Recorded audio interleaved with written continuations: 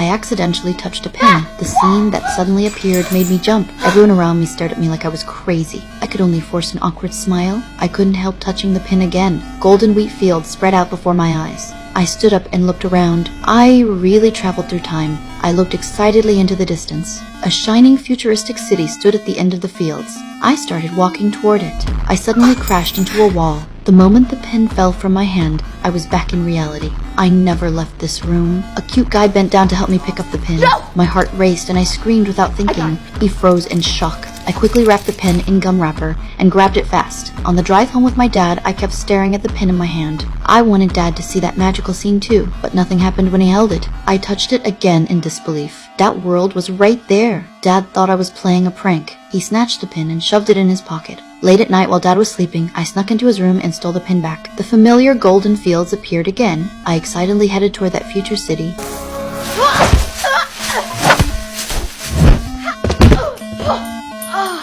This time I was smarter. I pushed my bike onto the road, checked the direction, and pedaled forward fast. I soon reached an open area. The moment I touched the pin, a flying vehicle whooshed past, almost hitting my face. I'd barely recovered before the sight shocked me. High-tech stuff I'd never seen was everywhere. Upside-down gardens in the sky, flying cars everywhere. I explored the city excitedly. I jumped on a floating train. I saw anti-gravity pools. They had no bottom, completely defying gravity. People jumped directly from upper pools to lower ones. These sights blew my mind. Then I saw a group in spacesuits. They were talking about traveling 20 light years away. I was about to follow them onto the spaceship. My feet suddenly felt strange. The pin's battery started counting down. After a few steps, I was back in the real world.